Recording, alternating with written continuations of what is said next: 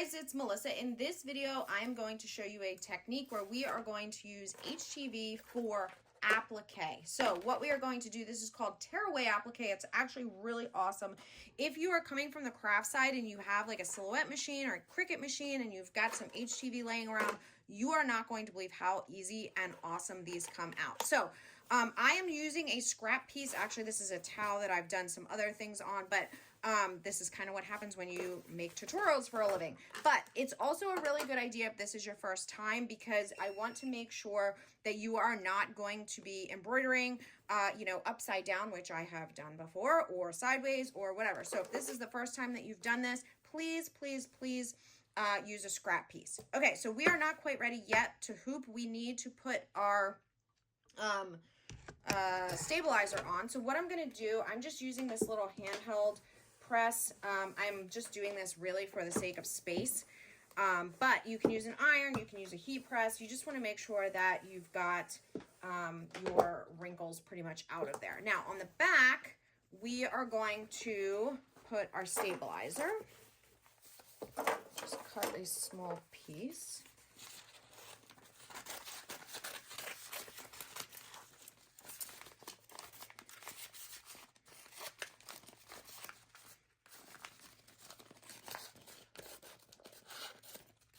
This does not need to fill the hoop. It just needs to fill the space where you are going to do your embroidery. Okay, and this is also tearaway. So when we are done our HTV applique, we are going to tear away both the excess HTV, and then we are also going to come back on the back side and remove this tearaway stabilizer. Okay, now we are ready for our hoops. I'm not even going to really measure this because, again, I'm just doing this. I'm just doing this on a scrap piece for right now. I have a separate videos on how to center. Okay, now you're not going to put your HTV on yet. That's going to come after you do your placement stitch. So at this point, you can move over to your machine. Once you have your machine hooped and ready to go, you obviously need to come over here to your design. So I have mine on a thumb drive. If you're not familiar with how to find your files on a thumb drive, then I have a separate video on that as well to get them from the computer to your thumb drive. Okay, so we are going to do this 4, and I am going to check here. Now, what I can see, and this is exactly what I want, is that the placement stitch is going to stitch out first, and then it's going to want me to switch to another color. I'm not going to switch to another color, but I am going to take that opportunity to where the machine is paused to put my HTV on. So we are pretty much ready to go at this point. I will lower the presser foot and have it send, and you're going to see it's going to do the placement stitch first.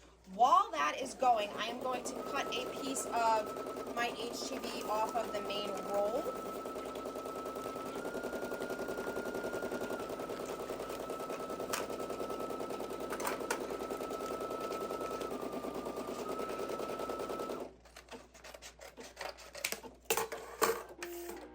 Now you're going to notice something. It wants me to press this again. And what that's going to do is then go and move to the tack down stitch. I don't want to do that yet, because at this point, what I want to do is I want to lay my HTV down. So what I'm going to do, and this is my sheet of HTV, I need to take the carrier sheet off of here. Okay, you do not want that getting stuck in there. So I'm going to just peel that off. And this is just what I'm doing, okay? So this HTV, it now has the adhesive on the back. It does not have the carrier. Now, what you want to do is you need to make sure that this HTV piece is big enough to cover your entire design, okay? So I am going to just place it in here.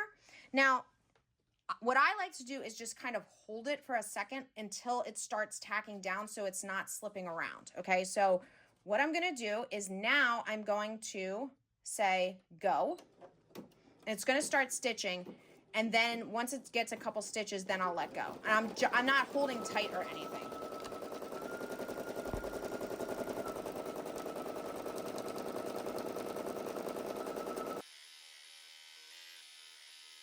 Now, because of how this file is, it's going to ask me to press the button again. So in just a second, I'll have to press that green button again, and that will put down the satin stitch. I don't like to do the tearaway until the very end. You could do it at this point if you want to, but I like to wait.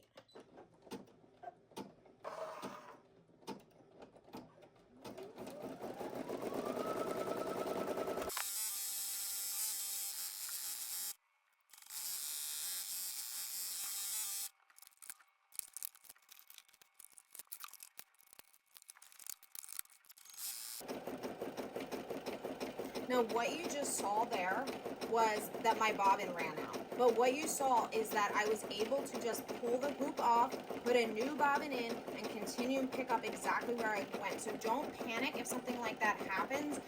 That is really one of the huge benefits of being able to hoop, because you just put it back on, it knows exactly where to go and where to start back up again.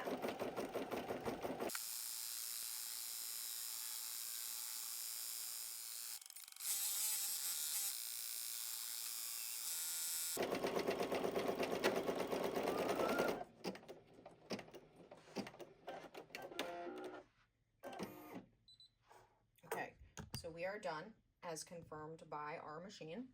And this is the super fun part. I'm so excited to show you this. Okay, so we are going to pop this out of here, and then we can do our big aha moment. I should put this down. I always forget to put that up. Okay.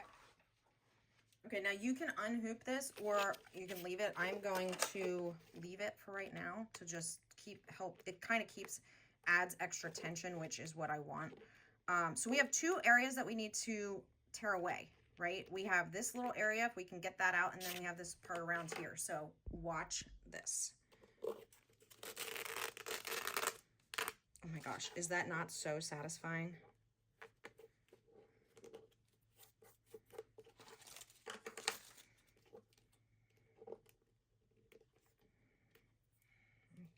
Try to get that little piece out of there too. Yep.